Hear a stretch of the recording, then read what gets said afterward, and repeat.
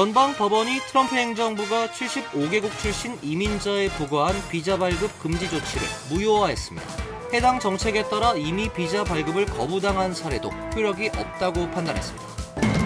11월 중간선거가 다가오면서 부정선거 논란과 함께 국가 비상사태 선포 가능성까지 제기되고 있는 가운데 연방우정국이 우편투표 요건을 대폭 강화하는 규정을 확정 발표했습니다. 최근 몇 주 동안 뉴욕시 전역에서 이민 단속 활동이 강화된 가운데 이민 옹호단체 등은 타주 번호판을 단 차량을 대상으로 한 IC의 단속 활동이 빈번하게 발생하고 있다고 밝혔습니다. 데스밸리 국립공원에서 60대 관광객이 사망하는 사고가 발생했습니다. 당시 현지 기온은 화씨 116도에 달했으며 인적이 드문 장소에서 차량이 고장나면서 구조를 기다리다 참변을 당했습니다. 전국 주요 도시에서 현금 다발을 숨겨놓고 먼저 찾는 사람에게 주는 이른바 캐시드롭이 새로운 유행으로 떠오르고 있습니다. SNS를 통한 광고와 데이터 확보, 플랫폼 수익 등을 결합한 사업으로 운영되고 있습니다. 이상은 오늘의 주요 뉴스입니다. 시청자 여러분 안녕하십니까? KBN 뉴스입니다. 연방법원이 트럼프 행정부가 75개국 출신 이민자에 부과한 비자 발급 금지 조치를 무효화했습니다. 해당 정책에 따라 이미 비자 발급을 거부당한 사례도 효력이 없다고 판단했습니다. 뉴욕 맨해튼 연방지방법원 제네트 바르가스 판사는 21일 국무부의 비자 발급 제한 조처는 법률에 어긋난다고 판결했습니다. 바르가스 판사는 61페이지 분량의 판결문에서 국무부가 비자 발급을 중단하며 제시한 근거, 즉 대상국가 출신 이민자들이 공공혜택을 받을 가능성이 높고 미국인들에게 재정적인 부담이 될 것이란 주장을 반박했습니다. 신청자의 국적을 근거로 이민 비자 발급을 일시적으로 금지하는 정책은 해당 법적 체계를 직접적으로 무효로 하는 것이라고 지적했습니다. 지난 1월 국무부는 미국 시민들로부터 복지 혜택을 취하고 있는 비율이 용납할 수 없는 수준인 75개국에 대한 이민 비자 발급을 일시 중단할 것이라고 발표했습니다. 동결 조치는 새로운 이민자들이 미국인들의 부를 빼앗지 않을 것이라고 보장할 수 있을 때까지 유지할 것이라고 덧붙이고 1월 21일부터 시행에 들어갔습니다. 이에 대해 시민단체, 이민 비영리단체 등은 국무부와 마코 루비오 국무장관을 상대로 수십 년간 정착된 이민법을 뒤집으려 했다며 맨해튼 연방지방법원에 소송을 제기했습니다. 원고 측은 이번 판결을 환영한다는 견해를 밝혔습니다. 전국 이민법센터는 성명을 내고 오늘의 판결은 현 행정부의 불법적이고 차별적인 비자 발급 금지 조치로 인해 혼란에 빠진 전 세계 수십만 가정에 있어 중요한 승리라고 말했습니다. 백악관과 국무부는 법원의 이번 판결에 대한 입장을 내놓지 않았습니다. 11월 중간선거가 다가오면서 부정선거 논란과 함께 국가 비상사태 선포 가능성까지 제기되고 있는데요. 연방우정국이 우편투표 요건을 대폭 강화하는 규정을 확정 발표했습니다. 법원이 시행에 제동을 건 상태지만 명령이 해제되면 즉시 시행될 수 있습니다. 김규진 기자가 보도하겠습니다. 연방우정국은 21일 연방선거에서 우편투표를 실시하는 주 정부는 투표용지를 받은 유권자의 이름과 주소를 우정국 전용 시스템에 미리 등록해야 한다는 규정을 확정 발표했습니다. 최종 규정에 따르면 발송용과 회송용 투표용지 봉투에는 각각의 유전자를 식별할 수 있는 고유 바코드도 부착해야 합니다. 새 기준을 따르지 않는 주에서는 우정국이 우편투표용지의 수거와 배달을 거부할 수 있습니다. 연방우정국은 투표용지 봉투 외부의 주소와 바코드 정보만 보관하며 유권자의 정당 가입 여부를 수집하거나 봉투를 열어 투표 내용을 확인하지 않는다고 밝혔습니다. 데이비드 스타이너 우정국 국장은 주 정부가 발송했다고 밝힌 투표용지와 실제 발송된 물량을 정확하게 대조하기 위한 조치라고 설명했습니다. 우정국은 새 제도가 연방법 준수 여부를 확인하고 부정선거 관련 수사를 지원하는 데도 도움이 될 것으로 보고 있습니다. 이번 규정은 트럼프 대통령이 지난 3월 서명한 행정명령에 따라 마련됐습니다. 트럼프 대통령은 2020년 대선 패배가 광범위한 부정선거 때문이라는 근거 없는 주장을 이어가며 우편투표 규제 강화를 요구해왔습니다. 하지만 실제 시행까지는 법원의 판결이 남아있습니다. 매사추세츠 연방지방법원은 지난 6월 23개 주와 워싱턴 DC가 제기한 소송에서 트럼프 행정명령의 우편투표 관련 조항 시행을 막았습니다. 반대하는 측에서는 이번 규제가 사실상 우편투표 자격을 통제하게 되고 선거관리 권한을 주의회에서 연방행정부로 이동시키는 문제가 있다고 주장하고 있습니다. 법원에서 시행을 막고 있는 것도 같은 이유입니다. 따라서 현재 우정국은 새 규정을 근거로 우편 투표용지의 배송을 거부할 수 없습니다. 법원의 가처분이 유지되면 오는 중간선거에도 새 제도는 적용되지 않습니다. KBN 뉴스 김규진입니다. 최근 몇 주 동안 뉴욕시 전역에서 이민 단속 활동이 강화되고 있습니다. 이민 옹호 단체 등은 타주 번호판을 단 차량을 대상으로 한 ICE의 단속 활동이 빈번하게 발생하고 있다고 밝혔습니다. 일간 뉴스데이에 따르면 ICE 요원들이 뉴욕과 롱아일랜드 지역 주차장에 잠복하면서 타주 번호판 차량을 점검하고 있습니다. 뉴욕시에선 보행자 검문이 단속의 주류를 차지하고 있지만 차량을 통한 단속이 5월부터 늘고 있습니다. 최근 ICE의 단속 영상에서 요원들이 퀸즈의 잭슨 하이츠와 칼리지 포인트, 맨해튼의 워싱턴 하이츠, 브롱스의 포드햄 등에서 타주 번호판 차량 단속을 강화했는데 이는 지금까지 보기 드문 방식을 취하고 있습니다. 특히 히스패닉이 많이 사는 지역을 중심으로 관련 단속이 집중되고 있는 추세로 알려지고 있습니다. 비영리 시민단체인 메이크 더 로드 뉴욕은 여러 사례를 종합해보면 타주 차량 번호판을 달고 운전을 할 경우 ICE 요원들에 의해 단속될 위험이 매우 높아졌음을 확인했다라고 주의를 당부했습니다. 미국 건국 250주년을 맞아 수도 워싱턴 DC에서 개최된 인디카 경주대회 프리덤 250 그랑프리가 이틀간의 일정을 마치고 폐막했습니다.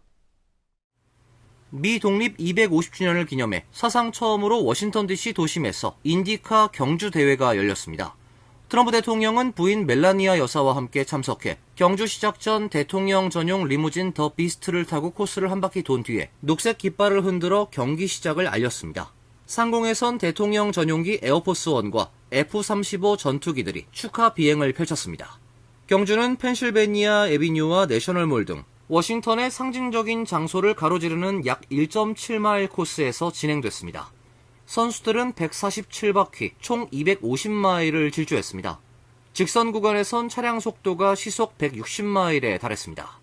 20여만 명이 현장을 방문했으며 우승은 카일 커크우드가 차지했습니다. 이번 경주는 미국 건국 250주년을 기념해 트럼프 대통령이 주도했던 행사 가운데 사실상 마지막 일정으로 꼽히고 있습니다.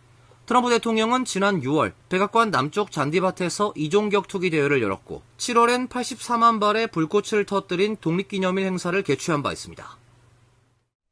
서부 지역에서 극심한 폭염이 이어지고 있는 가운데 데스밸리 국립공원에서 60대 관광객이 사망하는 사고가 발생했습니다. 당시 현지 기온은 화씨 116도에 달했으며 인적이 드문 장소에서 차량이 고장나면서 구조를 기다리다가 참변을 당했습니다. 국립공원 관리청에 따르면 68세 프랑스인 관광객 피에르 미셸 포모사 씨는 지난 17일 일행 한 명과 함께 데스밸리 국립공원의 외딴 비포장도를 달리던 중 차량이 두꺼운 진흙에 빠지면서 고립됐습니다. 주변엔 다른 차량이 보이지 않는 외딴 지역에서 움직일 수 없게 되자 두 사람은 차량을 떠나 걸어서 구조를 요청하기로 결정했습니다. 포모사 씨는 약 1.3마일을 걸은 뒤에 더 이상 움직이지 못했고 일행은 그를 남겨둔 채 혼자 베드워러 로드를 향해 계속 걸어가다가 차량을 세웠고 운전자의 도움으로 퍼니스 크릭 방문자 센터까지 이동해 오후 2시가 조금 지난 시각 긴급 상황을 신고했습니다.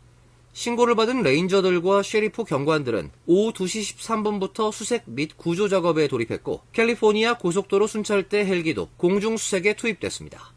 수색에 나선 헬기 승무원들은 이날 오후 베드워러 로드에서 약 1.5마일 떨어진 지점에서 포모사를 발견했지만 그는 현장에서 사망 판정을 받았습니다.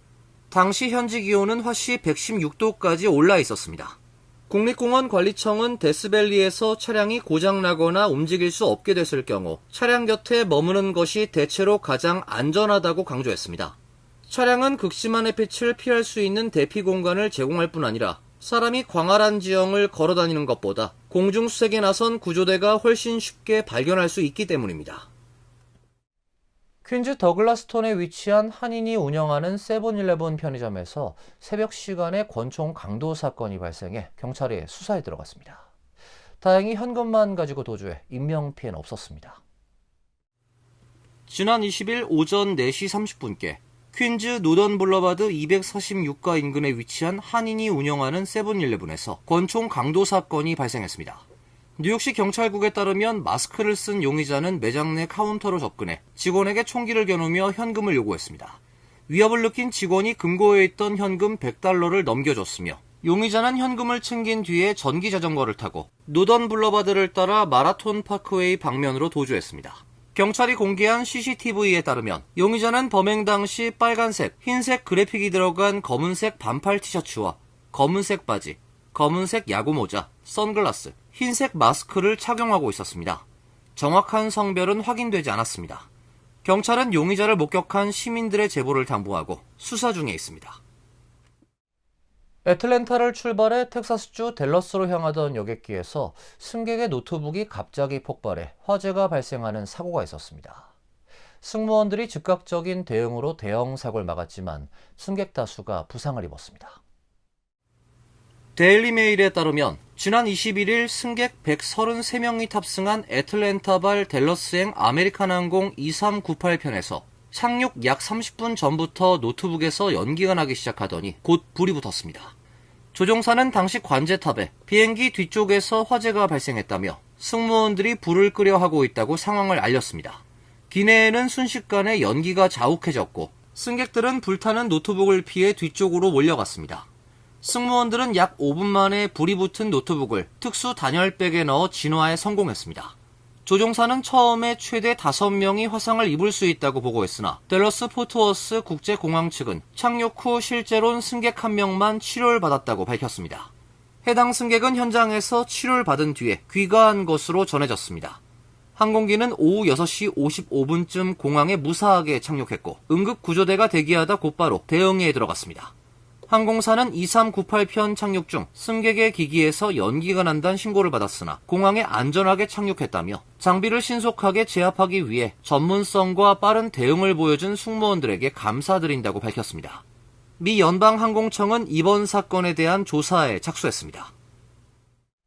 전국 주요 도시에서 현금 다발을 숨겨놓고 먼저 찾는 사람에게 주는 이른바 캐시드롭이 새로운 유행어로 떠오르고 있습니다. SNS를 통한 광고와 데이터 확보, 플랫폼 수익 등을 결합한 사업으로 운영되고 있습니다. CBS 뉴스에 따르면 다수의 SNS 계정들이 뉴욕과 LA, 보스턴, 샌디에이고, 시카고, 피츠버그 등 전국 각지에서 현금 찾기 이벤트를 진행 중에 있습니다. CBS 뉴스가 확인한 관련 계정만 20여 개 도시에서 50개가 넘었으며 이들의 팔로워를 합치면 700만 명 이상입니다. 이 같은 캐시드롭은 운영자가 도시 어딘가에 현금을 숨기는 장면을 촬영한 뒤에 이를 인스타그램 등 SNS에 업로드하고 영상 속 주변 환경을 단서로 제공하면 팔로워들이 현금을 찾아 나서는 방식으로 진행됩니다. 일부 계정은 운영자의 신원을 전혀 공개하지 않지만 실제 대부분은 광고와 데이터 확보, 플랫폼 수익 등을 결합한 사업으로 운영되고 있습니다. 전국에서 캐시드롭을 진행 중인 패스패스는 지역업체의 스폰서십이 핵심적인 수익원 가운데 하나라고 설명했습니다. 식당이나 변호사 사무실, 스포츠클럽 등 지역업체가 현금을 후원하고 이벤트에 참여하면 업체 홍보 효과를 얻는 동시에 이벤트에 관심을 보인 소비자의 이름과 이메일 등 자체 고객 데이터도 확보할 수 있다는 것입니다. 팔로워가 많은 계정은 페이스북과 유튜브 등에서 영상 조회수에 따른 수익도 얻을 수 있습니다. 캐시드롭 영상 자체가 수백만 회의 조회수를 기록할 수 있어 현금으로 지급하는 비용보다 더 큰 사업적 가치를 만들어낼 수 있는 것입니다. 또한 일부 이용자들은 SNS에서 캐시드롭이 조작됐을 가능성을 제기하고 있습니다. 익명성 때문에 실제 현금을 숨기는 것이 맞는지, 당첨자가 미리 정해진 것은 아닌지를 의심하는 목소리도 있습니다. 이어서 간추린 소식입니다. 미국 무역 대표부는 캐나다와의 관세 협상이 결렬됐다고 밝혔습니다. 따라서 22일부터 일부 캐나다 수입품에 50%의 추가 관세가 부과됩니다. 부과 대상은 200억 달러 규모로 지난해 미국의 캐나다산 상품 수입액의 5.2%에 해당합니다. 트럼프 대통령은 지난 19일부터 와인, 가구, 유제품, 시멘트, 의류 등 다양한 캐나다산 제품에 대해 50%의 추가 관세를 부과하겠다고 예고하고 협상을 벌였습니다. 캐나다는 이번 협상에서 철강과 알루미늄, 목재, 자동차 등 주요 산업에 대한 미국의 관세 인하를 최우선 과제로 요구해왔습니다. 이번 조치로 하키스틱과 목재를 비롯한 광범위한 캐나다산 제품이 타격을 입게 됐으며 양국 간 연간 8,800억 달러 규모의 교역관계에도 파장이 불가피할 전망입니다. 틱톡이 아동의 개인정보를 침해했다는 혐의로 제기된 소송을 끝내기 위해 미국 정부에 4억 달러를 지급하기로 합의했습니다. 아동 개인정보 보호 문제와 관련해 지금까지 이루어진 합의금 가운데 가장 큰 규모입니다. 이번 합의는 법무부가 2024년에 제기한 소송에서 비롯됐습니다. 당시 법무부는 틱톡과 모회사 바이트댄스가 13세 미만 이용자 수백만 명에 관한 막대한 양의 데이터를 수집했다고 주장했습니다. 2000년에 제정된 연방법인 아동 온라인 개인정보 보호법을 위반한 것입니다. 이번 합의에 따라 틱톡과 바이트댄스는 즉시 법무부에 3억 달러를 지급하고 연방통상위원회와 정부가 2019년에 체결한 동의명령을 철회하면 추가로 1억 달러를 지급합니다. 뉴욕타임스에 따르면 연방공중보건당국은 미네소타에 본사를 둔 업체에 알팔파 새싹을 섭취하거나 제공하지 말라고 경고했습니다. 미 전역에서 수십 명이 식중독에 걸린 데 따른 조치입니다. 문제가 된 제품은 새싹 채소 전문 유통업체인 에브리싱 스프라우츠 제품으로 확인됐습니다. 오염된 제품은 에브리싱 스프라우츠와 칼코 두 브랜드로 판매된 것으로 파악됐으며 해당 업체는 일부 제품에 대해 리콜을 실시했습니다. 식품의약국과 질병통제예방센터는 최소 15개 주에서 55명이 살모넬라균에 감염됐고 이 중 4명이 입원했다고 밝히고 집단 감염 사태를 조사 중에 있습니다. 메트로폴리탄 교통공사는 올해 말 일반 승객을 대상으로 디지털 옴니카드 시험 운영을 시작할 계획입니다. 당초 2025년 3분기 도입 예정이었지만 여러 차례 연기됐습니다. 디지털 카드는 특히 종이 옴니카드를 사용하는 학생들에게 도움이 될 것 같습니다. 뉴욕시 학생들은 학기 중 하루 4차례 무료 승차를 할 수 있지만 종이카드가 쉽게 훼손되고 재발급도 어렵다는 불만이 제기되어 왔습니다. 뉴욕시는 올 가을 7개 학교에서 학생용 디지털 옴니카드를 시범 운영할 예정에 있습니다. 다만 MTA는 먼저 직원과 일반 승객을 대상으로 시스템이 제대로 작동하는지 점검한 뒤에 학생들에게 확대할 방침입니다. MTA는 당장 새학기를 앞두고 종이카드를 보호할 수 있는 플라스틱 커버를 나눠주고 내년 봄학기에는 내구성이 높은 플라스틱 학생용 옴니카드도 제공할 계획입니다. 환율과 증권 소식입니다.